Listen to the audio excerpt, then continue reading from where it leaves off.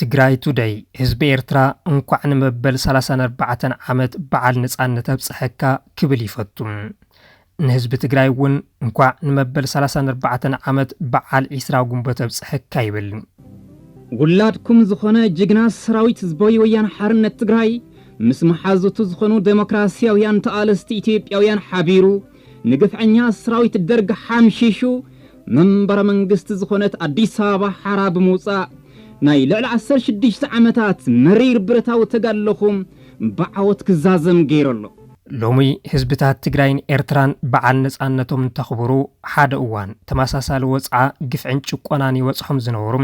ሓደ እዋን ሓደጋ ህልውና አጋጢምዎም ዝነበሩ ፍትሓዊ ሕቶ ተሓንጊጦም ንብረታዊ ቃልሲ ዝተበገሱ ህዝብታት እዮም ህዝቢ ትግራይን ህዝቢ ኤርትራን ነዚ ተመሳሳሊ ሓደጋ ህልውና ብሓባር ተቃሊስካ እዩ ምእላይ ዝከኣል ኢሎም ብሓባር ተቃሊሶም ብሓባር መስዋዕት ከፊሎም ብሓባር ተዓዊቶም ካብ በረኻታት ሳሕል ክሳብ ደደቢት ካብ ከተማታት ኣስመራ ክሳብ አዲስ አበባ ብሓባር ተጓዓይዞም ንቃልሲ ክልቲኦም ህዝብታት ነጻጺሉ ሓደ ብሓደ ከም ኩኖ ዝተበገሰ ስርዓት ደርጊ ናይቲ ሓደ ምጥፋእ ናይቲ ካሊእ ምጥፋእ ምዃኑ ብምግንዛብ ብሓባር መኪቶምዎም ኣብ 1974 ዓመተ ምህረት ንቃልሲ ህዝቢ ኤርትራ ንሓንሳብ ንሓዋር ንምኽሳም ወፍሪ ቀይሕ ኮኸብ ብዝብል ተበጊሱ ዝነበረ ስርዓት ደርጊ ተጋዳላይ ትግራይ ናብ ሰሓለ ምርሒው ዘኽሸፈሉ አጋጣሚ ከም ሓደ መርኣያ ምጥቃስ ይከኣል እዩ በዚ ድማ ተጋዳላይ ትግራይን ተጋዳላይ ኤርትራን ኣብ ሓደ ጉድጓድ ተቐቢሩ ኣዕጽምቱ ሽምዓ ኮይኑ ብርሃን ውጽኣት ወልዩ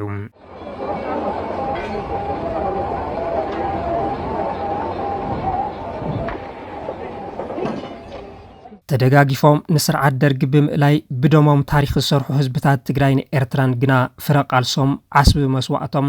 ደበስ ሓዘኖም ረኺቦም ከይዓገው ካሊእ ዕዳ ተደርቢሎም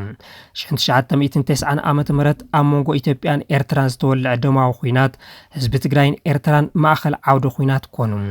ኣብ ሓደ ዕርዲ ኮይኑ ንስርዓት ደርጊ ዝወግአ ንሓደ ዕላማ ተቃሊሱ ተሰዊኡ ኣብ ሓደ ጉድጓድ ዝተቐበረ ትግራዋይን ኤርትራውን ብኽልተ ገጽ ኮይኑ ንኽዋጋእ ተገዲዱ ካሊእ መቁሰልቲ ካሊእ ሞት ካሊእ ዕንወት ኣብ ልዕሊ ህዝብታት ትግራይን ኤርትራን እዚ ብታሪኽ ኮነ ብባህሊ ብሃይማኖት ኮነ ቋንቋ ከምኡውን ብጂኦግራፊ ሓደ ዝኾነ ህዝቢ ንልዕሊ 21 ዓመታት ንኽከፋፈል ተገዲዱ ንኽከፋፈል ጥራሕ እንተይኮነስ ጉጉይ ሓቲት እናተፈብረኸሉ ክልቲኡ ህዝቢ ንዘለዓለም ደመኛታት ኮይኑ ንኽነብር ተፈሪድሉ ሓደ ኮይኖም ክልተ ኣሕዋት ኮይኖም ጓኖት ቀረባ ኮይኖም ዝተረሓቑ ህዝቢ ኮይኖም 20 ዓመታት ተጓዓይዞም ኣብ መንጎ ህዝብታት ትግራይን ኤርትራን ዝተሰረተ ጽልእ ግና በዚ ኣይብቅዕን ኣብ 2013 ዓመተ ምህረት ኤርትራውያን ኣብ ልዕሊ ሓዎም ህዝቢ ትግራይ ንኽለዓሉ ንኽጭፍጭፉ ንኽዘርፉ ተገይሩ ኣብ ልዕሊ ህዝቢ ትግራይ ገበን ጽንተት ተፈጺሙ ሕዚ እውን ካሊእ ቁስሊ ካሊእ በሰላ ኣብ መንጎ ክልቲኦም ህዝብታት ግዝኣት ትግራይ ንስርዓት ሻዕብያ ቆሪስካ ብምሃብ ድማ ዘይዛሪ ንወለደታት ዝሳገር ደምነት ኣብ መንጎ ህዝቢ ትግራይን ኤርትራን ንኽስረት ተገይሩን ይግበርን ኣሎም እዚ ንልዕሊ ሓደ ክፍለ ዘመን ዝዘለቐ ክልቲኦም ህዝብታት ናይ ምፍልላይን ምንቋርን ውዲት መንቀሊኡ ካበይ እንተተባሂሉ መልሱ ካብ ሸዋ ዝብል ይኸውን ክልቲኦም ህዝብታት ንዘንታ ዓለም እናተናቆሩ ንኽነብሩ ምግባር ዝተጀመረ ቅድሚ 129 ዓመት ኣብ 1888 ዓመተ ምህረት እዩ ኢትዮጵያውያን ብቐንዱ ድማ ተጋሩ ንባዕዳዊ ገዛእ ሰራዊት ጣልያን ኣብ ዓድዋ ዳዓኢኾም ክሳብ ባሕር ሰገር ከብጽሕዎ ዓቕሚ እናሃለዎም ሃፀይ ምኒልክ ሰራዊት ኢትዮጵያ ሩዋ መረብ ንኸይሰግር ከልኪሎምዎ ንኤርትራ ንጣልያን ብውዕሊ ሸይጦም ተጋሩ መረብ ምላሽ ኢሎም ኣብ ክልተ ከፊሎምዎም ናይ ተጋሩ ሕብረት ከም ስግኣት ስልጣኖም ገይሮም ዝረኣይዎ ሃፀይ ምኒልክ ከም ፍታሕ ዝወሰድዎ ከፋፊልካ ምግዛእ እዩ በዚ ድማ ኤርትራውያን 60 ዓመት ኣብ ትሕቲ ባዕዳውያን ገዛእቲ ጣልያንን እንግሊዝን ንኽነብሩ ተጋሩ ድማ ኣብ ትሕቲ መግዛእቲ ሸዋውያን ንኽነብሩ ተበይንሎም እዚ ሽርሒ ሸዋውያን ክሳብ ሕዚ ዘይተፈትሐ ሕንቅሊተይ ኮይኑ ቀፂሎሎም ተጋሩ ነዚ ተንኮል ምርዳእዊ ወይ ከዓ ክርድእዎ ድልየት ስለ ዘይብሎም ኣብቲ ዝፈሓስሎም አንኬል ጽልኣትዮም ነንዋዕሎም ክትጥፋፉ ወጊሒ ይመስዮም ሕዚ እዚ ሽርሒ ሸዋውያን ይኣክል ክበሃል ኣለዎም ሕዚ መንደቕ ጽልኢ ፈሪሱ መንደቕ ሕውነት ሽርሒ ፍልሊ ፈሽሉ ድልድል ሓድነትን ፍቕርን ክህነጽ ኣለዎም ተመሳሳሊ እሞ ድማ ካብ ሓደ ኣንፈት ንዝፈስስ ሓደጋ ህልውና ብሓባር ክምክትዎ ግድን ይኸውን ብውዲት ሸዋውያን ንዓመታት ዝተሃነጸ ጽልእን ዝተጋገየ ሓቲትን ተኣልዩ ብሓድሽ ፍቕርን ተግባርን ተረኽን ክነጽ ይግባም ህዝቢ ትግራይን ኤርትራን ንዝሓለፉ ልዕሊ 100 ዓመታት ብፍላይ ድማ ንዝሓለፉ 26 ዓመታት ብምፍላዮም እንታይ ከሲዎም ዝብል ሕቶ ሕዚ ብዓብዩ ክልዓል ኣለዎም መልሱ ግን ግልጽ እዩ እንትርፊ ኺሳራ ዝኸሰብዎ ነገር የለን እቲ ኪሳራ እንታይ እንተተባሂሉ ድማ ድኽነትን ጽንተትን ጥራሕ ይኸውን ዝኽእል ብሓባር ኮይኖም ክለምዑና ኸኣሉ ተፈላለዮም ደኽዮም ብሓባር ኮይኖም ካብ ሽርሒ ሸዋ ክድሕኑና ኸኣሉ ተፈላለዮም ግዳያት ኮይኖም ሕዚ እዚ ዕሽነት ከብቂ ኣለዎም ላፍቶ ኑር ርክባት ክምለስ ከም ዝኽእል ሓደ ፈላማይ ርችት እዩ ክትብሎ ትኽእል ኢኻ ፍቕሪ ዝህነፅ እውን ብሓደ ገጽ ስለ ዘጨብጨብካ ብሓደ ገጽ ስለ ሰራሕካ ይኸውን ብክልቲኡ ዛድል እዚኣ ናይ ዘኽልተ ህዝቢ እዚ መግለፂት እያ ሕዚ ንክልቲኦም ህዝብታት ንምርኻብ ብደረጃ ውልቀ ሰባት ተጀሚሩ ዘሎ ጻዕሪ ሓደ ደረጃ ሓፍ ክብል ኣለዎም ናብ ደረጃ ፐብሊክ ዲፕሎማሲ ቀስ እናበለ ድማ ናብ መንግስታት ክዓቢ ኣለዎም እዚ ካብ ፖለቲካዊ ሽርሒ ወፂኡ ንረብሓን ሰላምን ክልቲኦም ጉራብቲ ህዝብታት እስካብ ዝኾነ ኩሉ ክድግፎ ዝግባእ ሰናይ ተግባር እዩ እዚ ምእንተ ሰላም ዝግበር ርክብ ንማንም ሰብ ክሕሞ ይግብኦን እዚ ክሕመሞም ዝኽእል እቶም ሰላምን ሓድነትን ክልቲኦም ህዝብታት ዘይደልዩ ሓይልታት ጥራሕ እዮም እዚ ሕማም ርእሲ ክኾኖም ዝኽእል እቶም ኣብ መንጎ ህዝቢ ትግራይን ኤርትራን ንዘመናት ተጻሊኡ ንኽነብር ከም ዘይፍወስ ገይሮም ዝደገምሉ ሸዋውያን ጥራሕ እዮም ክልቲኡ ህዝቢ ሰላም ፈጢሩ ዳግም ሓደ ክኸውን ዘይደልይዎ ሓይልታት እቶም ንዝንተ ዓለም ተፈላልዩ ንኽነብር ዝደልይዎ ኣሃዳውያን ሓይልታት ጥራሕ እዮም ኣሸንኳይዶ ሓደ ህዝቢ ዝኾነ ትግራዋይን ኤርትራዊስ ህዝቢ ኦሮሞ ምስ ጎረቤት ሃገር ኬንያ ሰላማዊ ርክብ ንኽህልዎ ርእሰ ምምሕዳር ኦሮሚያ ኣይተ ሽመልስ ኣብዲሳ ናብ ናይሮቢ ኬንያ ገይሹ ይፈልጥ እዩ ህዝቢ ሶማሌ ምስ ጎረቤቱ ሶማሊያውያን በሰላም ንምንባር ርእሰ ምምሕዳር ክልል ሶማሌ ሙስጠፌ ናብ ሶማሊያ ምርሑ ይፈልጥ እዩ ህዝቢ ዓፋር ምስ ጅቡታውያንን ኤርትራውያንን ህዝቢ ኣምሓራ ምስ ህዝቢ ሱዳን ሰናይ ጉርብትና ንምፍጣር ኣመራርሓተን ክልላት ዶብ ሰጊሮም ይፈልጡ እዮም ንምንታይ ዳ ናይ ትግራይን ኤርትራን ፍሉይ ኮይኑ እቲ መልሲ ግልጽ እዩ ሸዋውያን ቅድሚ 100 ዓመታት ዘፍረስዎ ርክብ ተጋሩ ዳግም ንኽምለስ ስለ ዘይደልዩ እዮም እዚ ድማ ባዕለምቶም ኣብ ክልተ ሃገር ዘለው ተጋሩ ጥራሕ እዮም ነቲ ዝፈረሰ ርክብ ክሃንጽዎ ዝኽእሉ ምስልና ክንሓኪ ኸይብልናን ምስልኹም ክትሓኩ ይብልኩምን ተወዲዩ ኣሎ ከክፉኡ ጸጸይቁ ተቐቢሩ ኣሎ وحاول حفظ حبيرو كخرم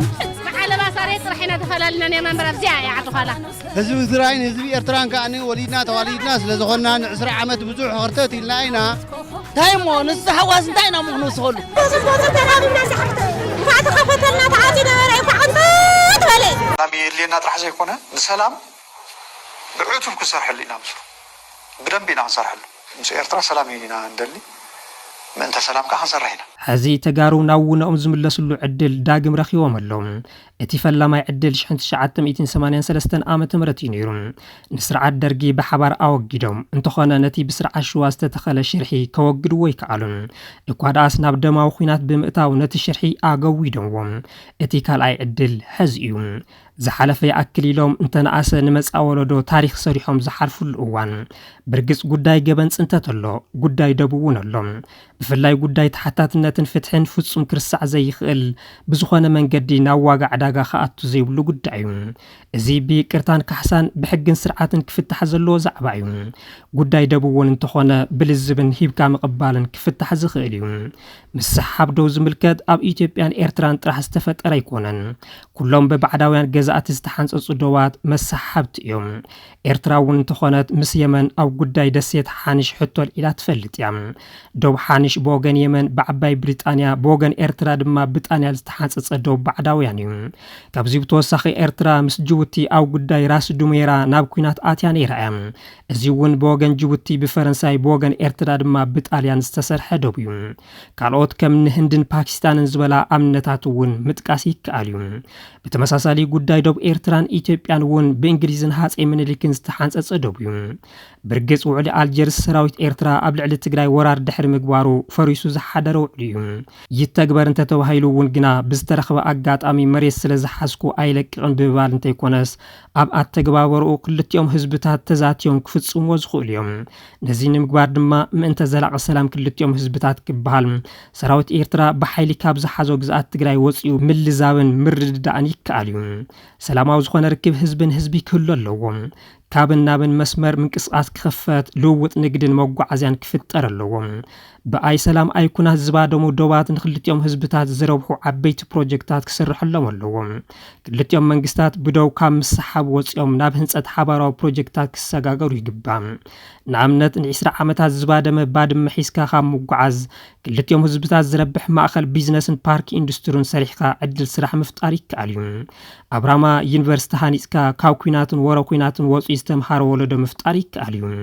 ንዘላምበሳ ማእኸል ኮንፈረንስ ጌርካ ንዓመታት ብኩናት ካብ ዝደቀቀቶ ንክወፅእ ምግባር ይከኣል እዩ ንሩዋ መረብ ማእኸል መዘናግዕ ብምግባር ወለዶታት ምሕዳስ ይከኣል እዩ ኮታስ ንዘመናት ዓውደ ኩናት ዝነበሩ ዶባት ትግራይን ኤርትራን ናብ ዓውደ ልምዓትን ዕብየትን ብምልዋጥ ንህዝቢ ምክሓስ ይከኣል እዩ ኣብ መንጎ ህዝብታት ትግራይን ኤርትራን ሰላማዊ ርክብ ምፍጣር ዝግበር ርክብ ካብ ፖለቲካዊ ሽርሒ ዝነፅህን ካብ ልብን ክኸውን ይግባእ እቲ ሓደ ተበላፂ እቲ ካልእ ተጠቃዒ እቲ ሓደ ብላዕሊ እቲ ሓደ ብታሕቲ ብዝገብር መልክዑ እንተይኮነስ ንኽልቲኡ ህዝቢ ብማዕረ ዝዓውት ዊን ዊን ኣፕሮች ዝተኸተል ክኸውን ኣለዎ ኣብ ቁኑዕ ልቦና ዝተደረኸ ካብ ሕሉፍ ዝተምሃረን ጣዕሳ ዝወለዶን ተበግሶ ክኸውን ኣለዎ እዚ እንተኾይኑ ኣብ መንጎ ክልቲኦም ህዝብታት ንዘመናት ዝተዘርአ ዘርኢ ጽልኢ ዝበቆለ ክርዳድ ምሒውካ ንምድርባይ ዝኸብደ ይኸውንን ቅድሚ ኣስታት ሓደ ወርሒ ቢሉ ኣብ ቅድሚ ዓለም ሬፈረንደም ኣካይድኩም ድሌትኩም እንታይ ምዃኑ ዝጠራጠር ሰብ እንተደኣ ነይሩ ድሌትኩም እንታይ ምዃኑ ኣረጋጊፅኩምሉ ድሌትኩም ነፃነት ምዃኑ ዳርጋ ሙሉእ ድምፂ ክበሃል ብዝከኣል መንገዲ ገሊፅኩም ዓለም ሰሚዕኩም ዓለም ተቐቢልኩም ድሌትኩም ሰሚሩልኩም እንኳዕ ድሌትኩም መስመረልኩም